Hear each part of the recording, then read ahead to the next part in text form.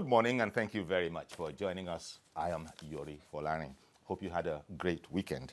As indeed, I imagine the same for my guests this morning, Mr. Yemi Makwadeo and what is Ahmed? Is he Sheikh? Is he Mukandam? Is he Malam? Malam. Okay, let's go with Malam. Teacher.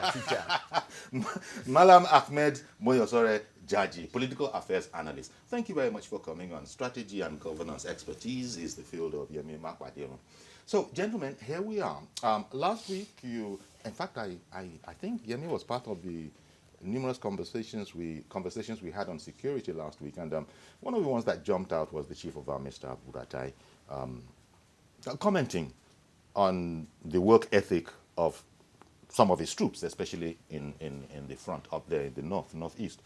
And there was a lot of criticism that, look, why are you demoralizing our guys? These are not, this is not the way a leader leads. And there was a lot. But he made the remark at the beginning of an army conference on leadership. Now, at the closing of the conference, I'm imagining that, look, there was an opportunity, if indeed he saw it from the way of the public outcry, to either be quiet about the matter or offer further clarification by the matter. But indeed, the general doubled down and said it again, and reminded the participating soldiers that, remember I said this at the beginning, I'm going to have to reiterate it. And then subsequently, Army spokesperson Sagir says that the Army is 110% behind the Chief of Army Staff. So it goes back to something I was sort of imagining that, look, was the general trying to put out a difficult fact? Because everybody said that's not the way you go about those kind of sensitive matters. Was it in exasperation that, look, this has gone beyond us and the people have to know? Give me your impression, if you will, Yemi, on the general, first of all, speaking. Just about every Nigerian who is proud of our boys in uniform thought that, without being an expert in it, that's hardly the way to go. And then the general doubling down and reminding us again. And then the army itself, through its spokesman, saying, we back the general in everything he said. What do you think is going on here? Well, let me say I'm not surprised, and it is not surprising that there is a lot of hues and cries over the army chief's public comment, even though he was talking to people in his primary constituency. It is not every time that the service chief makes comment about his troops, particularly with regards to the morale of the troop. Every general wants to convey the impression that all is well, even when there are challenges, in the force. And so I also know that the Chief of Army Staff knows all that I have said. And so what happened last week wasn't really a slip of the tongue. But I can also say, when I have the opportunity of delving into things like this, that we can see somebody's body language. We can see a leader's action. We can hear a leader's speech.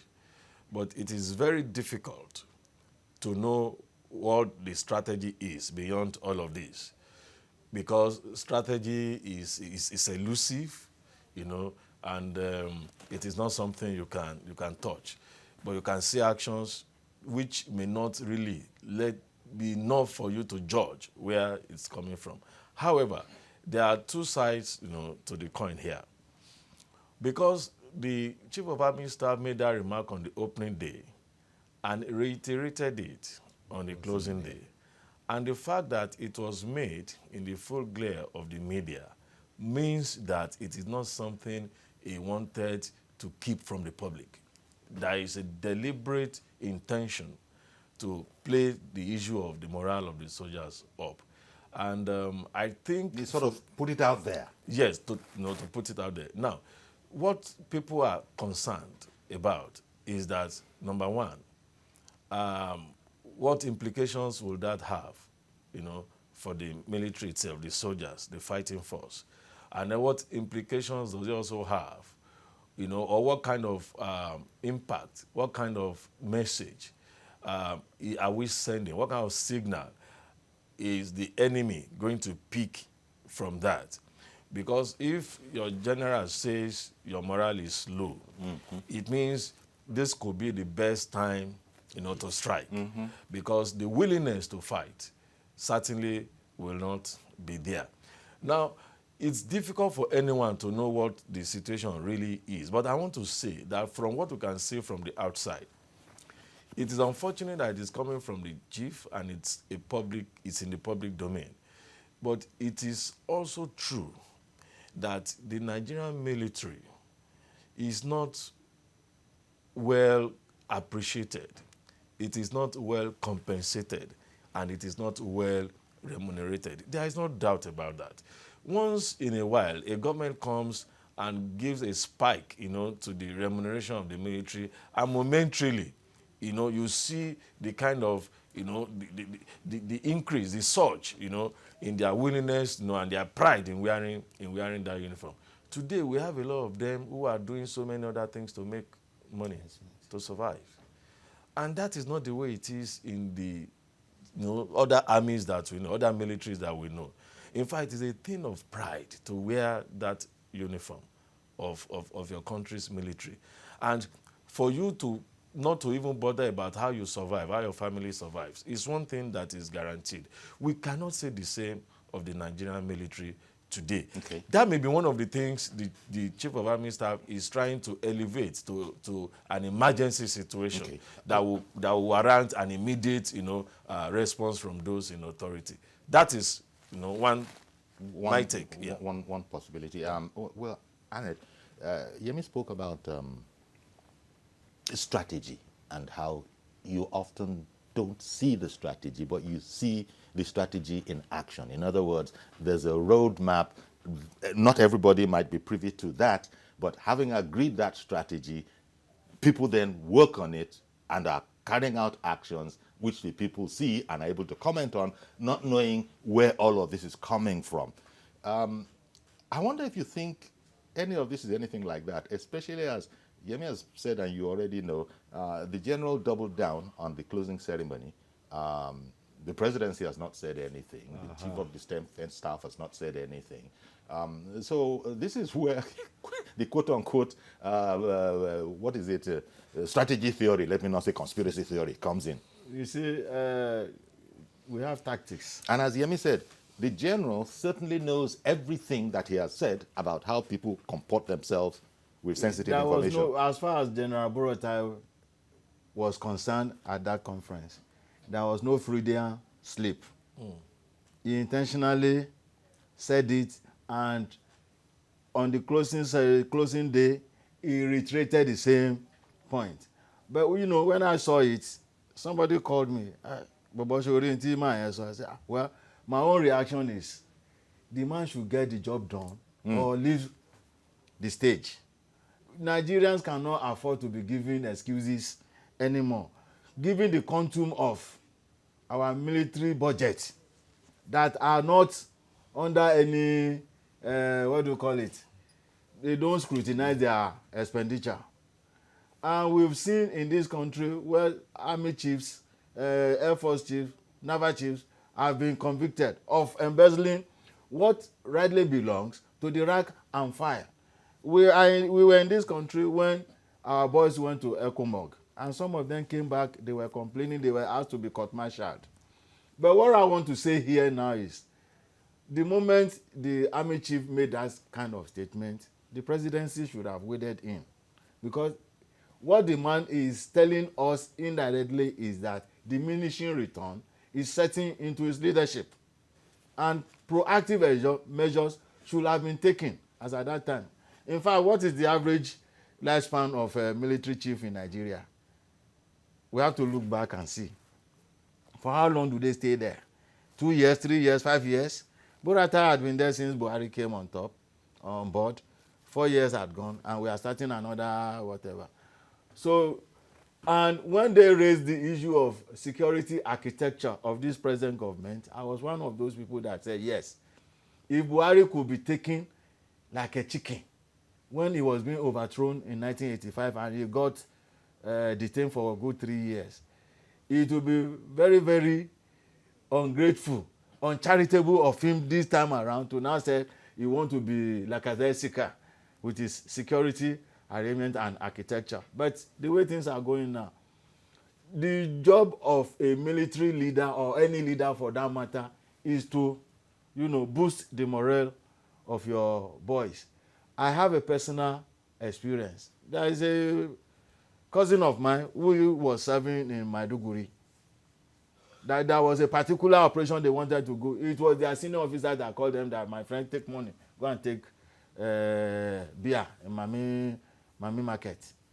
So to a very large extent, Buratai might be right that there are black, legs within the armed forces itself, and we will buttress that with what the Americans did when they came here some few years ago as a technical assistant. They had to go away because they claimed that whatever plan they must have made before you say Jack Robinson, Boko Haram must have been informed. So it is not for the army chief to blame the rank and file. They should take proactive measures to boost their morale, pay their emolument and salaries and whatever as at when due. Take care of their children and their family at home and whatever, then things will work out fine. Now, for whatever it is worth, as I'm sure you would have seen in the reports that have come out, the army has said that all those questions about remuneration of military personnel and all of that, that's not it. It's because these things are being taken care of. That, at least I'm saying what the army has said. Well, it's like you might say, what do you expect them to say?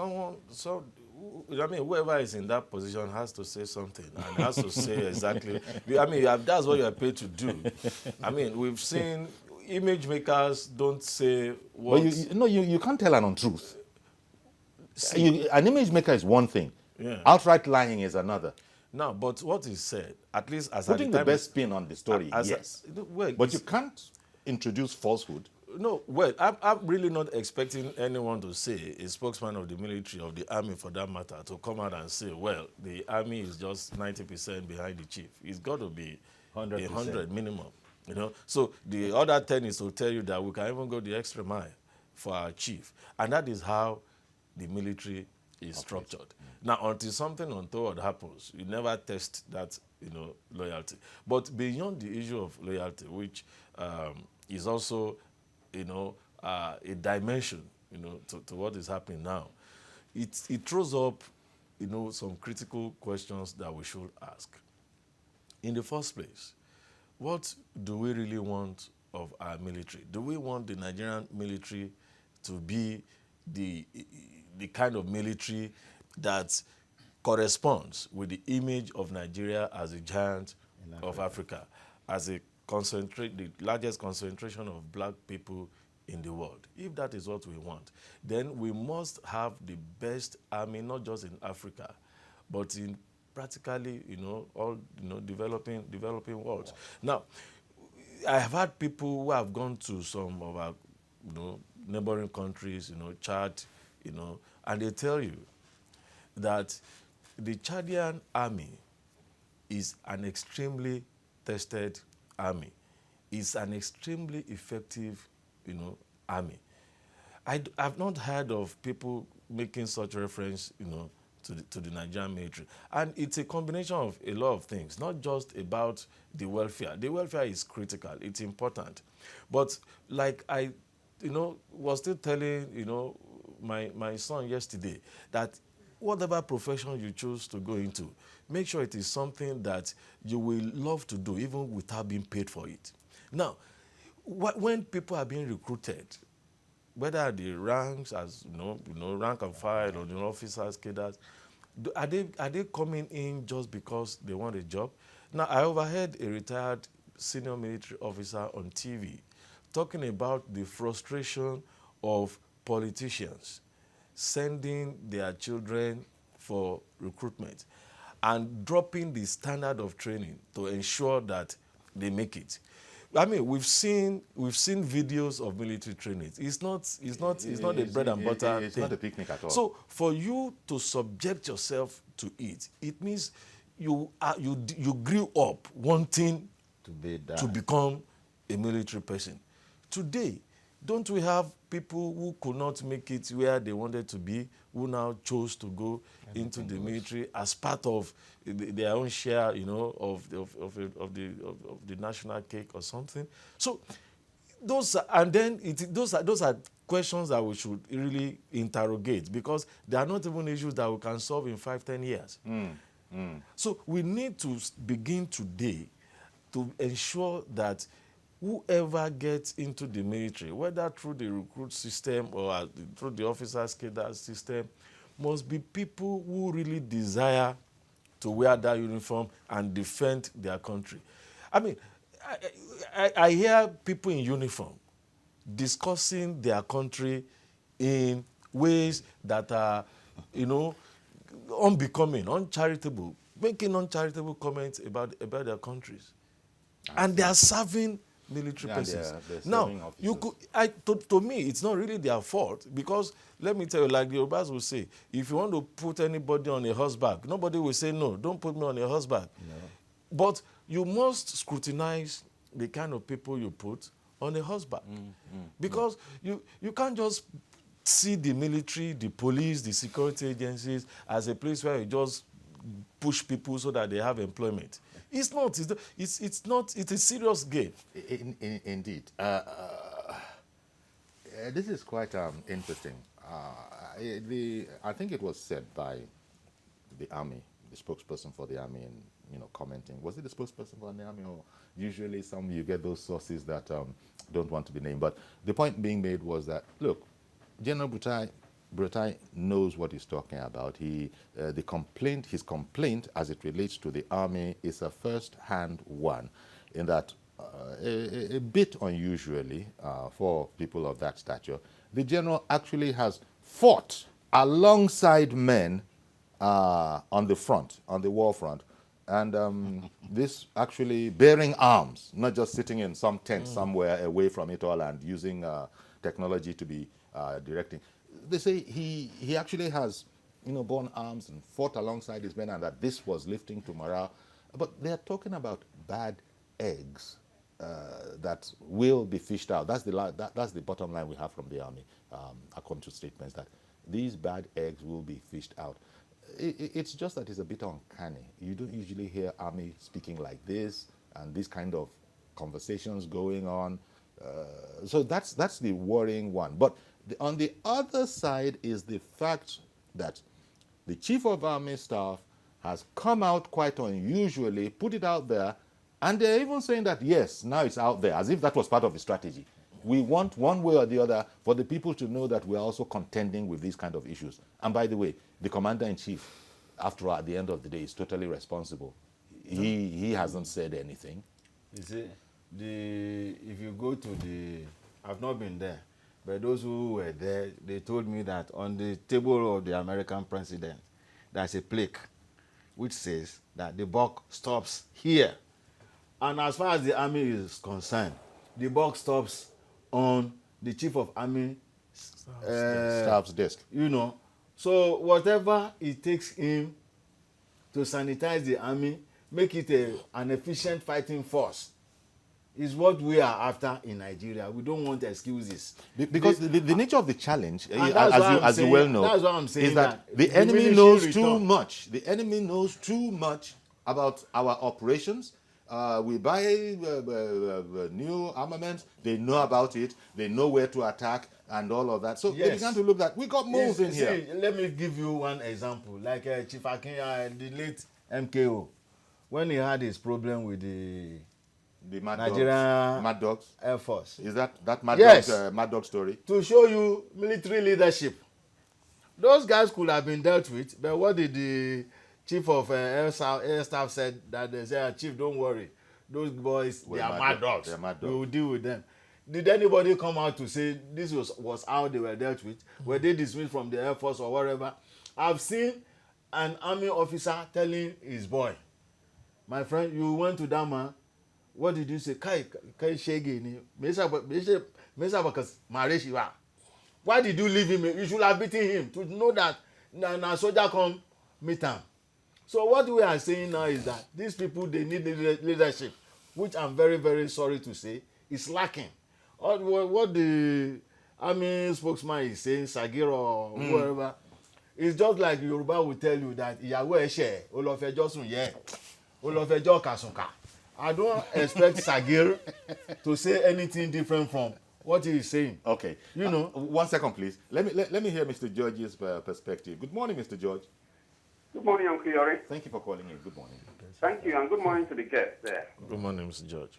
Uncle Yori, let us recall, during the time of President Jonathan, as far back as that time, he publicly admitted that Boko Haram has infiltrated even his cabinet. So the issue of bad eggs in the army is not new. What I expect the Chief of Army Staff to do is to act and not to complain, just as Madam Jage pointed out. Sift the good ones and the bad ones apart, take care of the good ones and deal with the bad ones. The good ones should be motivated. I have said it before that every soldier should be insured to the tune of at least 20 million naira. In case anything happens to any of them, the families should not suffer. Yes. That and some other similar motivation should be put in place for those who are ready to serve. Those that are not ready to serve, you should revitalize your strategy of recruitment, in those ones out, and make sure you bring in people that are ready to serve this country. In the UK, Uncle Yori, for example, the average family is proud to have one of their members in the police force, not to talk of the army, because of the honor and incentives that are attached to it. We can do that here. We have what it takes. Those that are ready to work, give them the necessary arms to work. And those that are not ready, the chief of staff, the chief of army staff knows those that are bad eggs. If he can complain about them, it means he can fish them out. Let him fish them out, deal with them, get them out of the system, and encourage those that are ready to work. It's simple. So why if you are coming to the public to complain, you are indirectly telling us that your capacity to deal with problems is diminishing.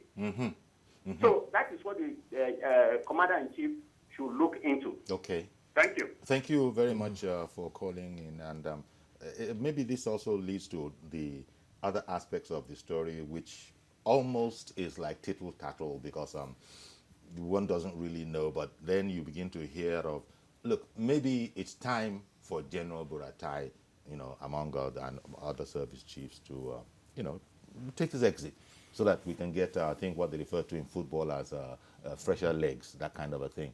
Yeah. That's one way of looking at it. But as I said, the Commander-in-Chief, who is aware of everything going on about his army, our army, has not said anything yet. And when we go to the whole matter of fish out the bad eggs, as the army has said it is going to do, I don't know how easy that is going to be, especially in the light of what you guys said, that, look, there's the other idea, the other problem of people getting, the elite getting their own wards and children into the army, and maybe these, if that is indeed the case, there's going to be a problem. You know how difficult it is to downsize, right size. Immediately people begin to go all over the place behind the backs and model the whole place up. It's just like what we do in Nigeria. Let anybody announce anywhere that, we got to right size this company. Oh, a flurry of activities, begin to happen. And before you know, whoever was in charge just doesn't know what's going on anymore. And you could very easily end up exactly where you were from the beginning. So I don't know. It seems like logical stuff that Mr. George is saying. Fish out those bad ones, as you have said you will. But, do you think Buratai needs to excuse himself? Look, this is serious business Yes. that we're doing here. And we are discussing the destiny of this nation. And we are attaching as much seriousness as we can attach to anything. to this issue. And so this really is not about personalities. It is about the right thing to do. Now, if the chief, General Buratai, and I say it everywhere, for somebody to rise to even become a major or equivalent in the military, he must have gone through, extensive training in leadership, in strategy. And such people should be able to manage any institution. In actual fact, I don't know how many people recall that the very first chief of the air staff we have in Nigeria was a flight lieutenant.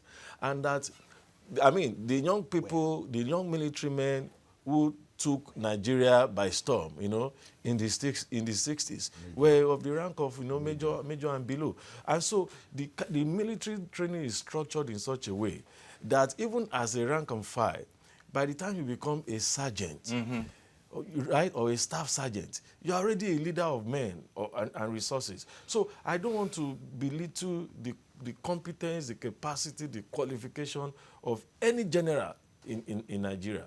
But the truth is that after 4 years, if after 4 years I speak about bad eggs and I complain about morale, it means that I have done all I could do to address those issues. And finally, I'm putting persisted. it out there. I'm putting it out. So it is part of an exit, strategy, the way I look at it. Okay, Mr. Agu in Plateau, good morning. Good morning, sir. Thank you for calling in. Yeah, thank you. I want to lay my position as a Nigerian in respect of the discourse. In fact, if we are talking of Buratai saying that bad eggs will be phased out in the military, I want to start by asking question. Where was Buratai when Nigeria recorded genocide? Where was Buratai when federal government budgeted money to make sure arm and ammunition that will make them call Boko Haram, Fulani herdsmen, and banditry in Nigeria was fully done? The third one, military in Nigeria is polarized, and as fans, they diverted a lot of allowances that is meant for the soldiers. You are aware in this country, instead of one battalion, if a battalion is taken to northern part of Nigeria, instead of the 1,000, they will deploy only the 150 or 200 armies. And those 150 or 200 armies will be killed. Allowances of 1,000 people will be siphoned to their personal use.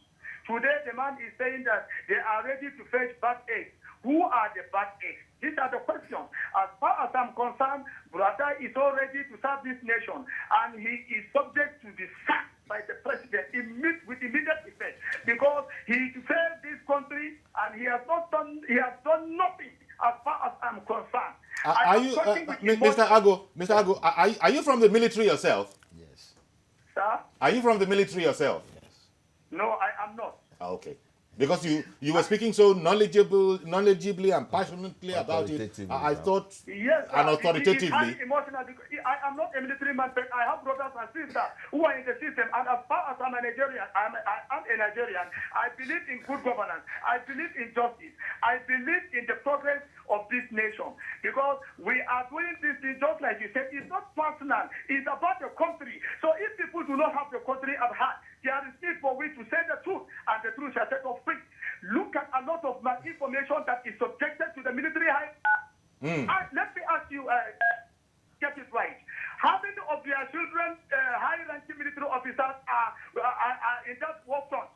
Most of them are ADCs to the governor, ADCs to the GTOs, ADCs to all high-ranking positions. Where are they part of those that are dying like chickens at that war front? Are you telling me Nigeria as a country will not cop Boko Haram, Fulani herdsmen, and banditry as a country? That one is a blatant lie. It's business without content. Until when they will repent and tell Nigerians the truth, all these things will come to pass.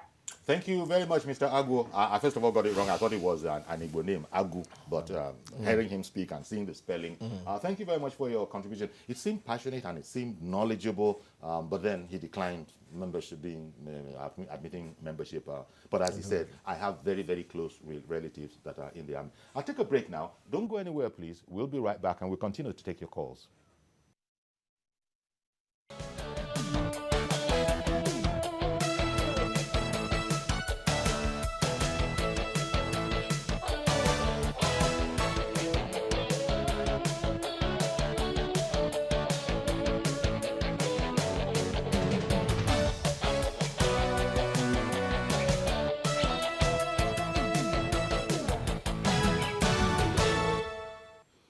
Okay, welcome back. Yemi Makpadono and Ahmed Moyasore Jaji still in the house, and we're looking at, the reiteration of the Chief of Army Staff's criticism of some men on the in the theater of war up in the Northeast as not giving 100%. In fact, apart from not giving 100%, quite frankly, he saw them as part of the problem and has said that they will fish out the bad eggs.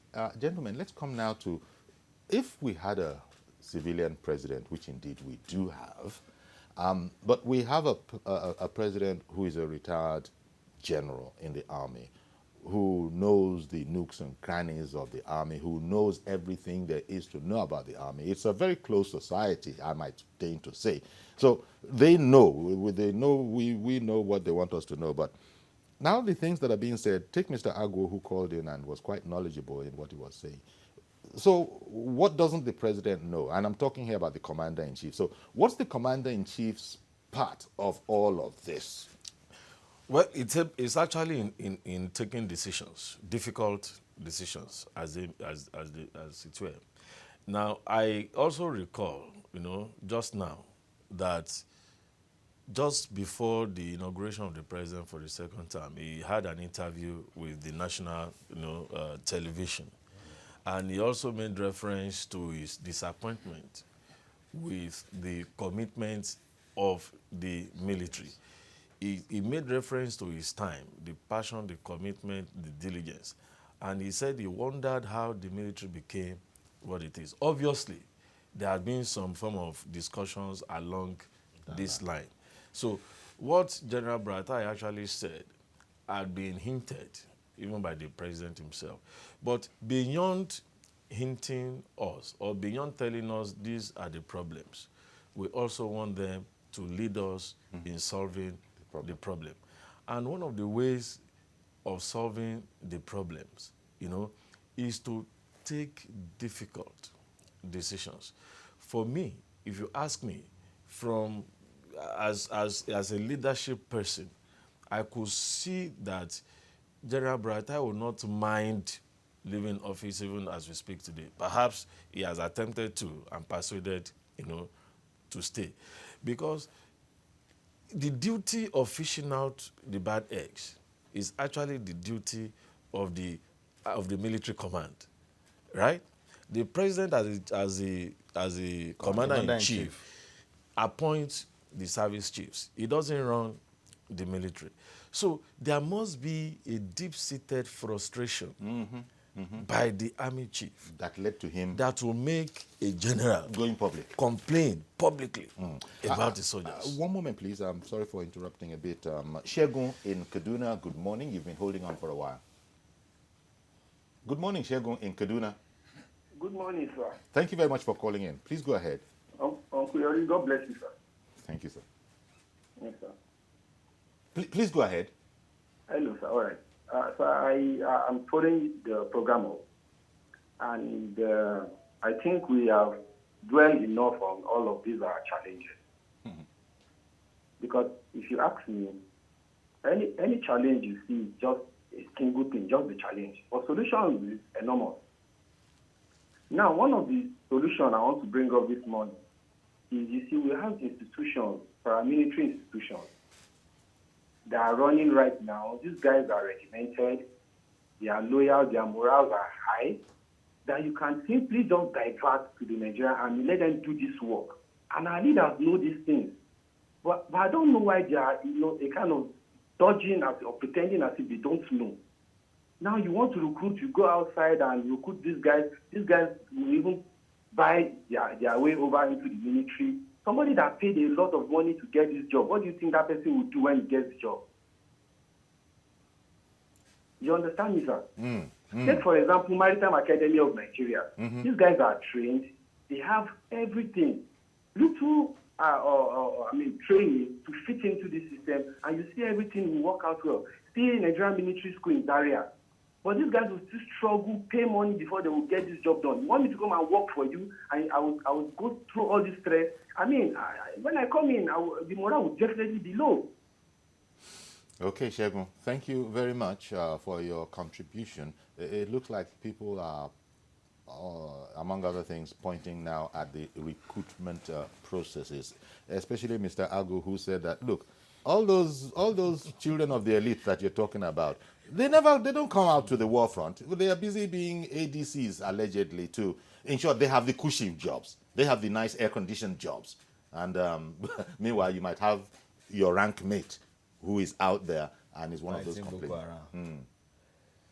You see, the luck some of us have is that we were young boys before 1966. Hitherto, it's only riffraffs that do join the army, with the exception of the establishment in the north. I mean, when I say the big boys, the emirs and whatever that had foresight, they put their children. Otherwise, it's son of, ordinary people that, and the same thing in down south, until the 1966 coup and the July whatever, the counter coup. Before it was, military was meant for the sons and daughters of never do well, the masses. But now, because it has become very, very lucrative, it's another avenue to seize power if the chance is seized upon. Everybody now wants to. But the fact still remains that the Nigerian army, I grew up to know, was not like this. And something drastically must be done to revive that esprit de corps. In fact, there's hardly any institution that you want to take back to 66, and you can say in 90, where we are in 2019, it has not changed dramatically, and usually not by way of improvement, according to comments. Yes. But Mr. Abubakar in Maiduguri, good morning, sir. Abubakar, Maiduguri, good morning, sir. I thought they said Mr. Abubakar was on the line from Maiduguri. Well, there you go. So maybe, I don't know if you can hear us. We can't hear you. We don't know what's going on. So where is this going to end? Buratai, bad eggs must go. There are those who have said General Buratai himself should consider, excusing himself. Although one doesn't know how good a case that would be, because there are things that we are not privy to. And I made the point, and Yemi has suggested that, the commander-in-chief hinted at matters before. Mr. Abubakar, good morning, sir. Good morning, sir. Okay, please go ahead. You're on air now. Go ahead, please. Mr. Abubakar, can I help you? You can't listen to yourself or watch yourself on television while you're trying to communicate with us. You're going to have to help us out here. Should just talk on. Can you do that? Abubakar. Well, we tried our best. Sorry about that. So, because so what bad eggs must go? Yeah, we know, but when are they going to go? How are they going to go? Are they going to go easily? Or is it going to be a real battle? Is everybody going to be pulling in the same direction? Look, Mr. Ori, the Nigerian military is not immune from the general societal malaise that we find ourselves. It's a Nigerian institution. Now, we must, submit, that every institution in Nigeria, including religious and traditional institutions are heavily politicized. Heavily politicized.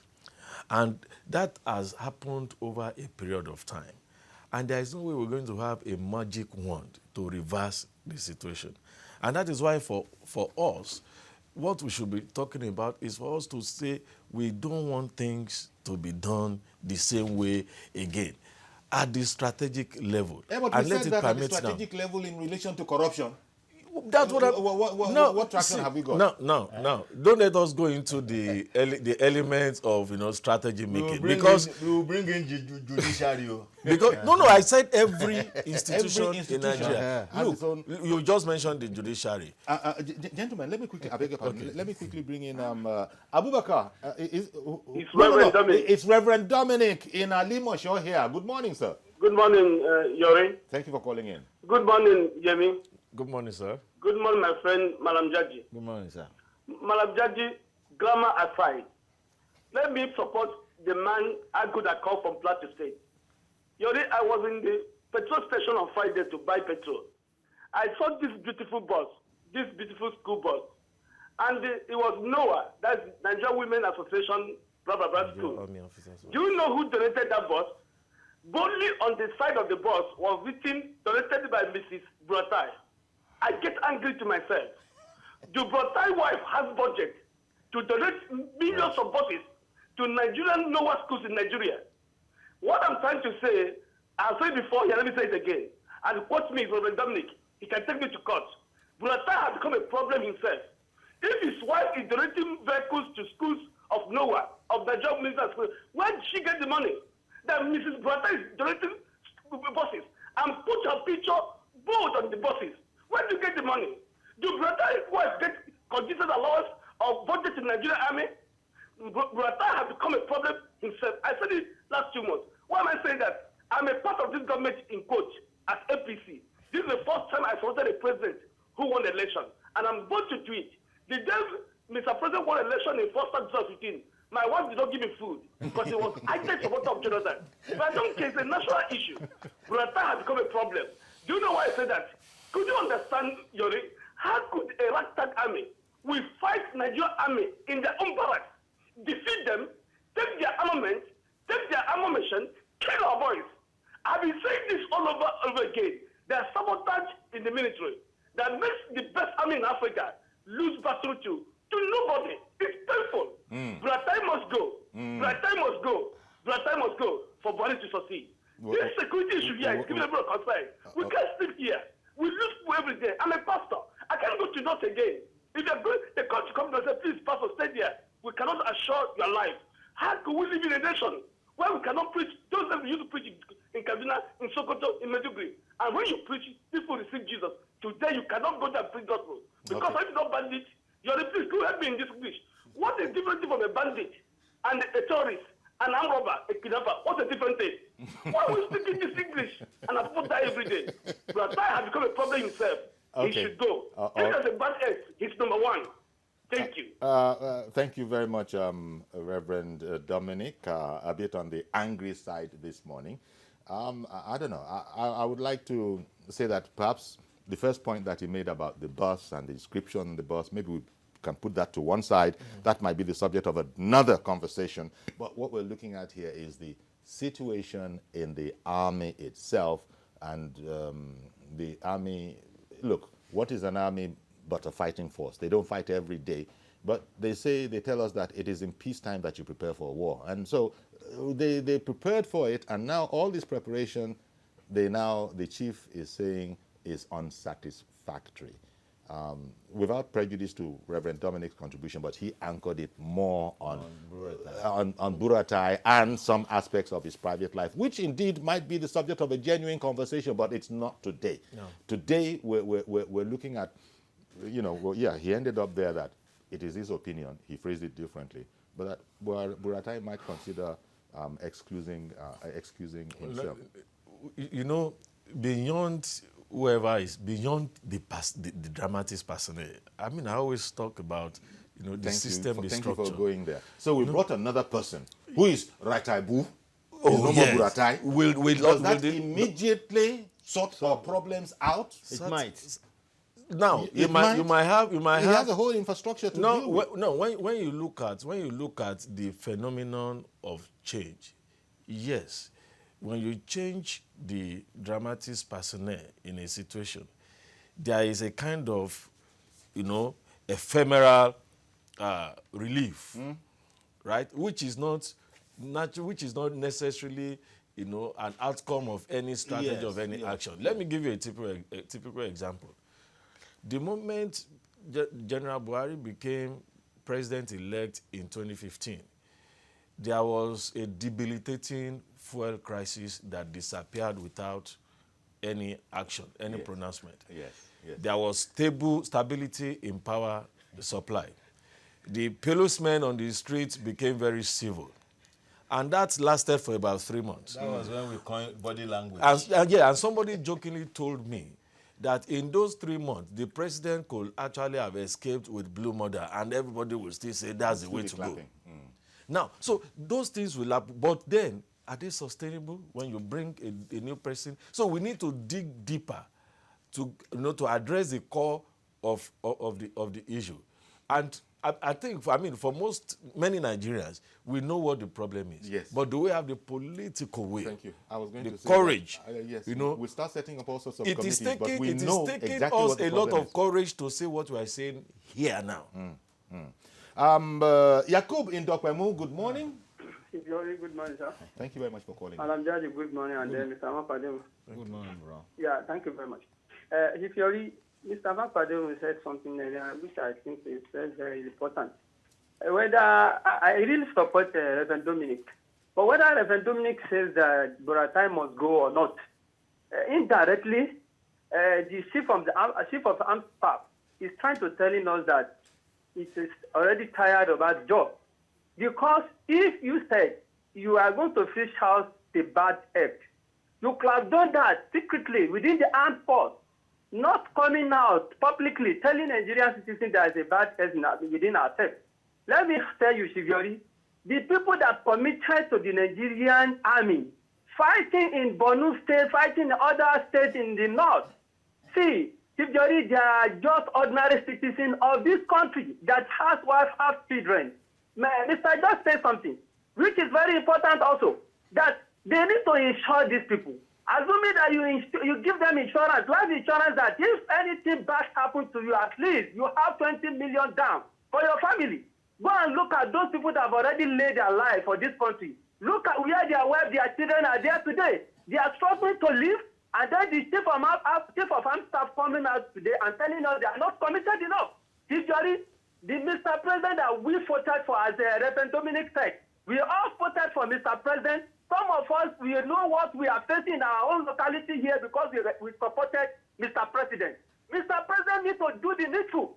If your chief of armed staff telling you that, ironically, he's tired of the job, what you need to do is to relieve his job, to let him go.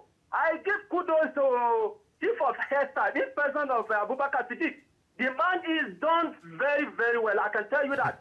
Because if chief of hairstyle says the same thing, what do you think is going to happen in this country? Let me tell you, the Boko Haram that we are discussing today that they are terrorizing Nigerian citizens, they have the access to the media. They know what is going on in the media. If the chief of the admin staff of this country come on the media and telling Nigerian citizens that their staff are not committed enough, what do you think is going on the mind of the Boko Haram that are terrorizing us? They will be keeping themselves that, yes, we are winning the war. That is the right way. If your chief of armed force says that my member are not committed enough, the Boko Haram are not beginning to jubilate that we are winning the war. So, in the nutshell, the Mr. President needs to do the needful. This second time around, we are not going to take any mistake because we supported him, because we know he can solve the problem, especially when we are talking about security. For failure to solve this problem of security, all of us that we supported him, we will begin to withdraw our support, even though he has the 4 years to rule this country, and then we can be able to say that we've supported you, but you don't give us what we want. Thank you and God bless you. Thank you very much for calling in. And you see, this is the interesting thing. Nigerians are very passionate about these national institutions, and in particular, our boys. Nigerians are very, very supportive of our boys in uniform. And so that's why, and this is known, what the strategy is cannot really be immediately known now. But the strategy that led him to, and Yakub brought it up again, the strategy that led the Chief of Army Staff to speak publicly and people are now considering as dampening morale, Yemi said from the beginning, there's nothing he's saying here that the general is not aware of, that doesn't know. The man is a general. But it still was done. The commander-in-chief hasn't made any comment. Boko, could this be strategy too? Are you trying to draw Boko Haram out? That let them think that this is the best time to attack, as somebody said. That come. I don't know. I'm just now casting about. I was lucky. I did my graduate TC on national security, and I don't think security issues are things that should be discussed the way the general went about it. And general knows. He knows this. He knows this. The military something. And you don't talk security in the marketplace. The military something is like a pyramid, and it's hierarchical. If you want to fish out bad eggs in the military between now and Friday, yes, all you need to do is give out marching orders. Yes. To platoon commanders, from commander. It's hierarchy. You know somebody you gave order to yesterday, you could not carry it out or you refused to do it, it's a bad egg, you mark him down. But this is Nigeria. If you go through that route, that is when ethnicity will be brought into play. Religion will be brought into political persuasion. There was a time in this country when we relied solely on Langtan for military leadership, and they delivered. What happened to them? Who decimated them in the armed forces? So we need to sit down and do a lot of, rethinking, rejigging of the whole system. Ben, did I hear Ben in Makurdi? Good morning. Langtan. Good morning, Ben. Good morning. Good morning. Yeah, I've been following your program. I really appreciate what you were discussing there. My contribution to this fact is that I would love a situation whereby we Nigerians will understand that we have allowed ourselves as Nigerians to allow the politics of Nigeria to go deep into us. Because we have gotten to a point whereby, as Nigerians, we know very well that we have the right and we belong to various political groups. And we have allowed this policy to go deep into our security systems as well.